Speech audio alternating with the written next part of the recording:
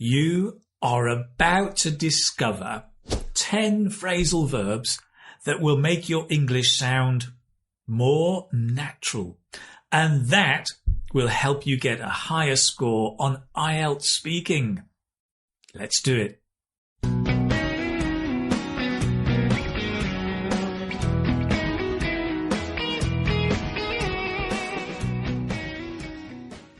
Hello, this is Keith from English Speaking Success. And if you didn't know, I also run the website, the Keith Speaking Academy. So, many students sometimes learn English from very outdated course books. Maybe a bit like this one. So sometimes their spoken English may not sound so natural. And of course, the key to success in IELTS speaking is to use natural spoken English. You don't always need long, complicated words like this.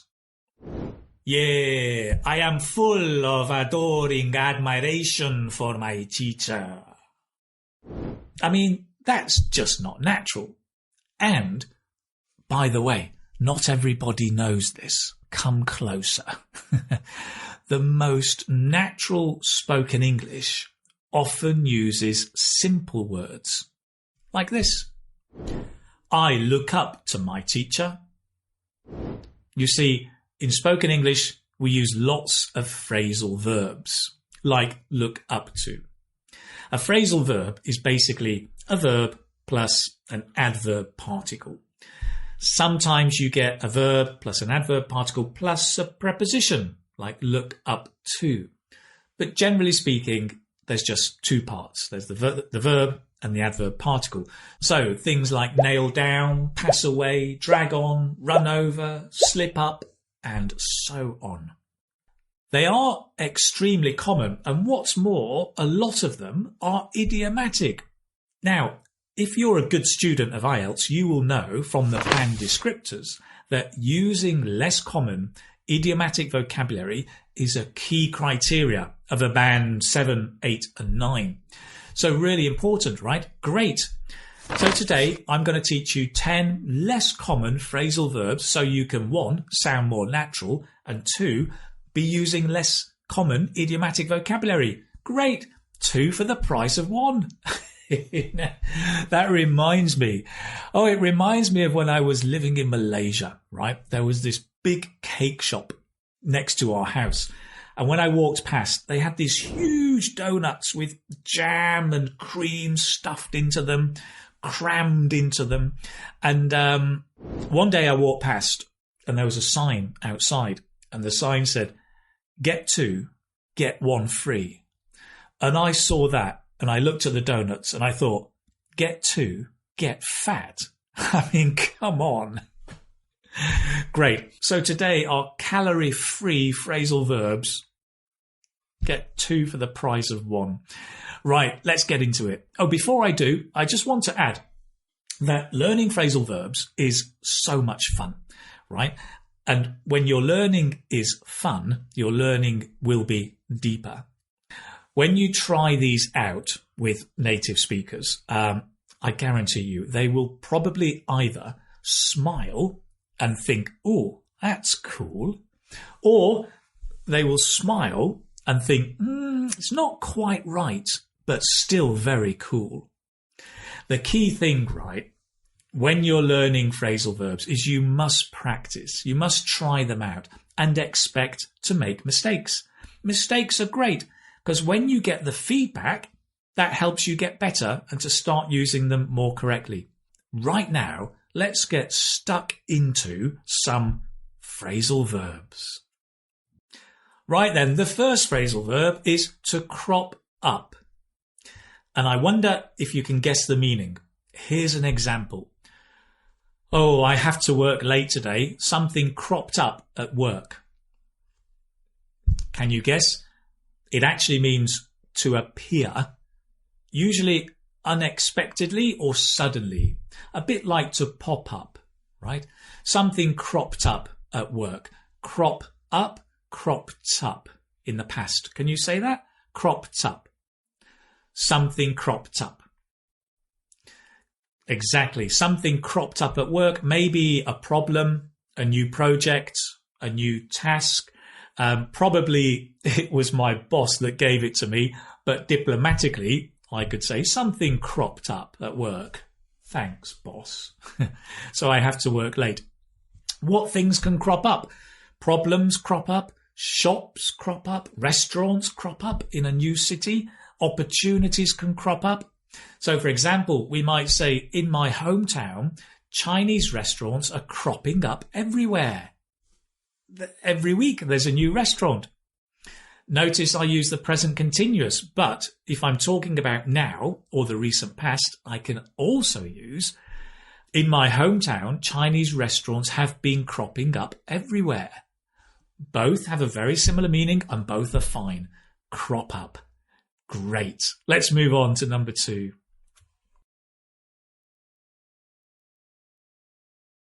Right. Phrasal verb number 2, to nail down.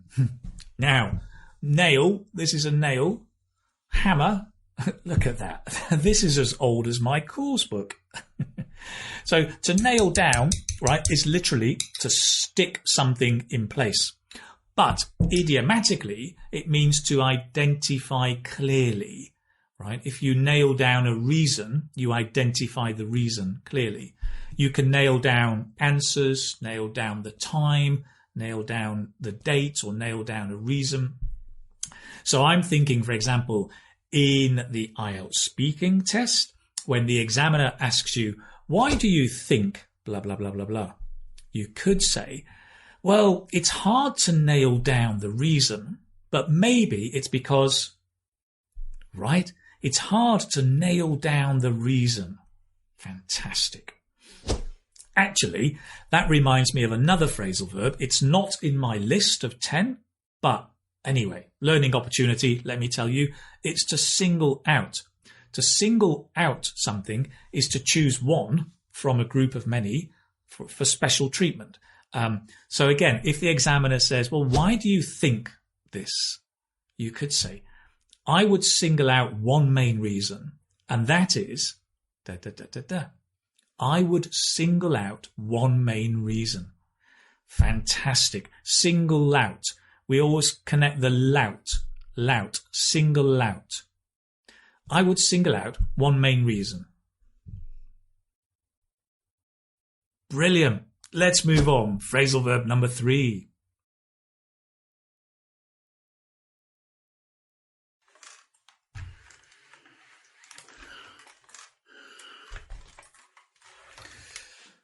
Now, it's not every day that you see a man ironing, right?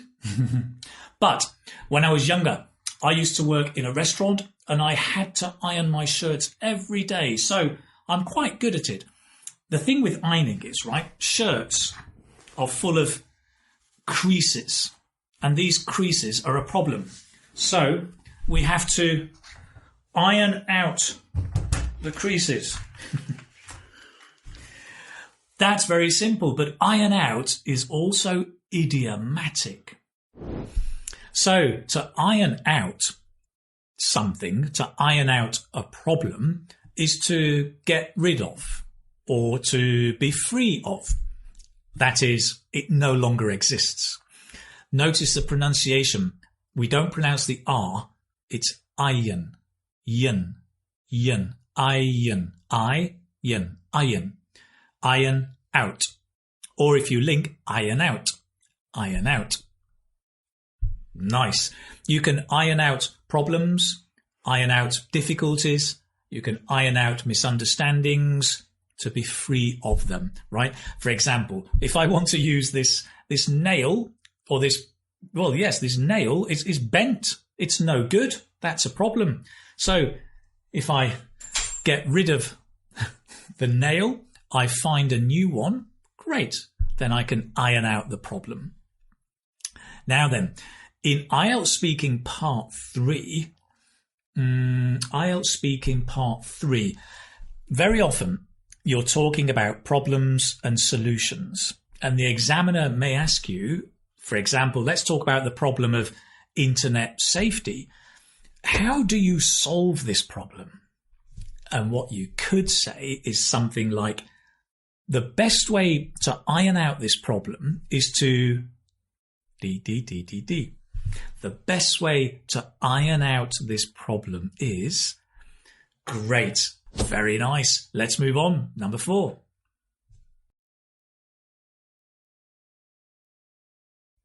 Now, phrasal verb number 4 is to pack in. So, to pack in, can you guess what it means if I give you an example? Here we go. I went to the gym for 3 months, but then I packed it in. I just didn't have enough time to go. I went to the gym and then I packed it in. You can probably guess it means to stop doing something, right? You can pack in a hobby. You can pack in a job, stop doing it. You can pack in a course if you stop following it. Lots of different ways of using it. Let's look at another example. I want to pack in my job. It's not very rewarding and badly paid. Great. You can talk about maybe a hobby. To take up means to start, right? I took up painting, but then I packed it in. I didn't enjoy it very much. So to pack something in or to pack in something, if you use the pronoun it, that goes in the middle. Pack it in. Pack it in. I decided to pack it in. Excellent. What a nice phrasal verb you can use for lots of different topics. Let's move on.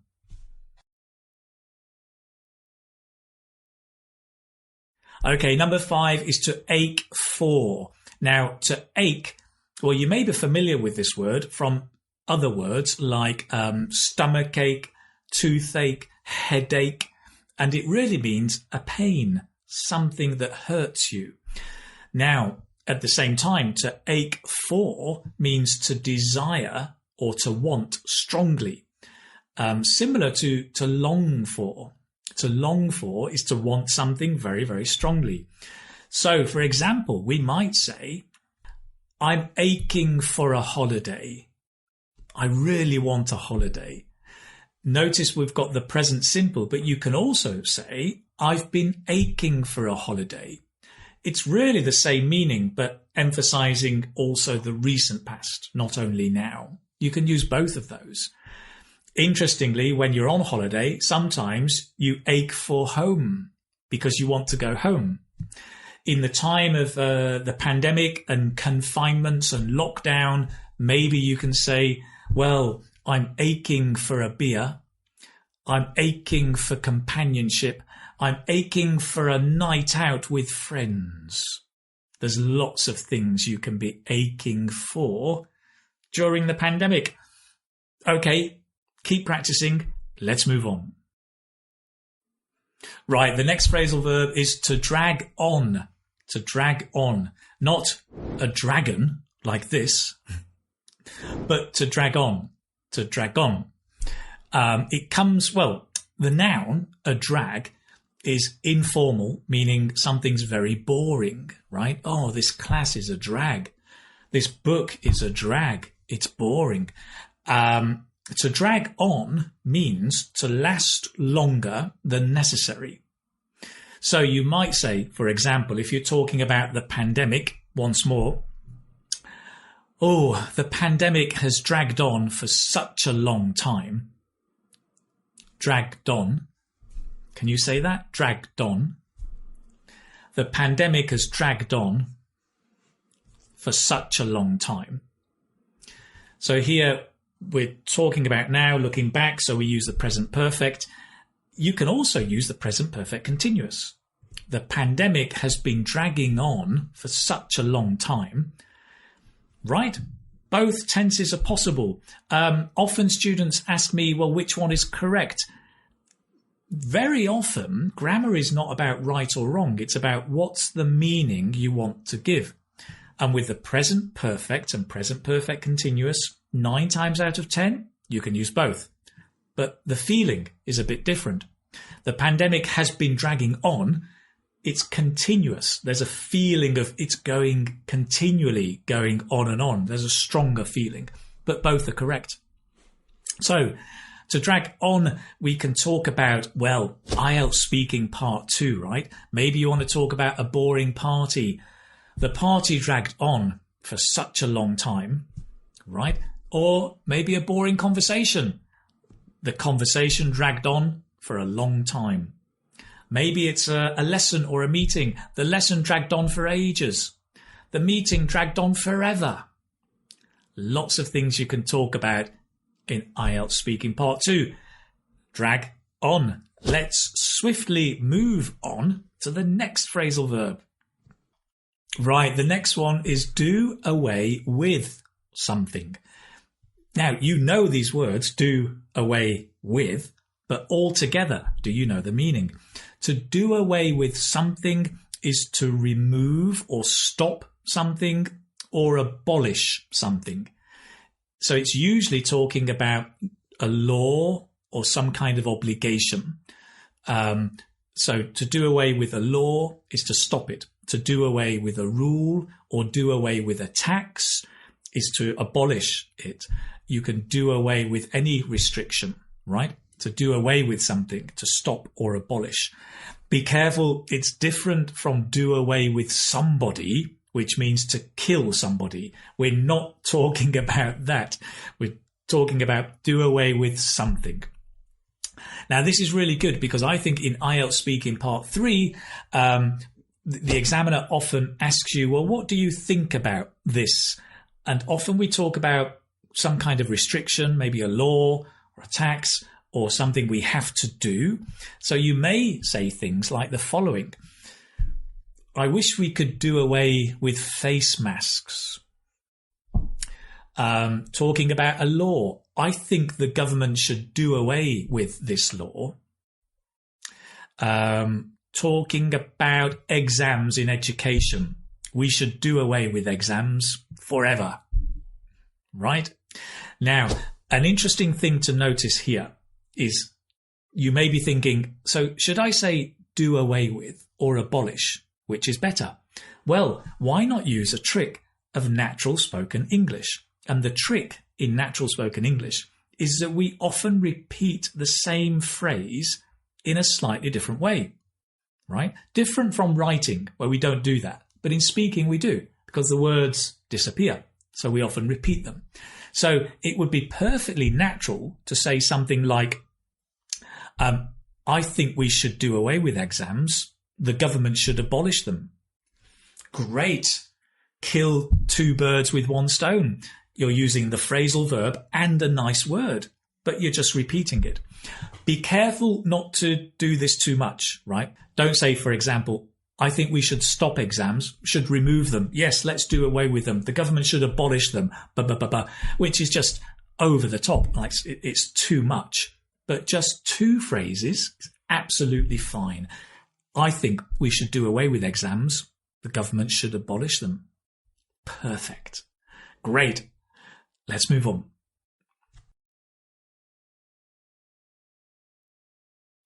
Right, the next phrasal verb is all about, well, things that are expensive or cost a lot of money. Now, in English, there are a lot of phrases we can use around things that are expensive. It cost an arm and a leg. An arm and a leg. It cost a fortune, and so on, right? But a nice phrasal verb is, it set me back $20. It set me back. It set me back. Can you say that? It set me back. Great. Now notice, it's not I set back. It's the thing I bought set me back, right? This car set me back a few £1,000s.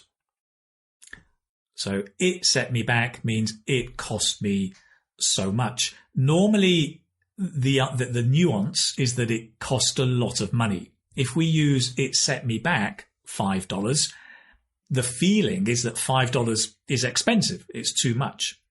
Commonly, we would say, well, it set me back a lot of money, right?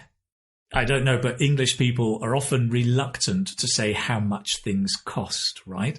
You know, you could say, ooh, look at this nice ergonomic mouse. How much did that set you back? Yeah, it set me back quite a bit. No, but how much did it set you back? Yeah, quite a lot. And we're just so reluctant to talk about money. I know in some countries it's quite normal, and for some people it's fine. But for me, I always found it strange living in China, for example, where people would say, so how much do you earn? Yeah, nice day. Sun's coming out. Very strange questions for me, but I got used to it. So we can use this expression, right? Talking about when things are expensive or cost a lot of money. It set me back a lot of money. It set me back a fortune. Or it set me back a fair penny. It's a nice British expression. All of them meaning it cost a lot. Excellent. Let's move on.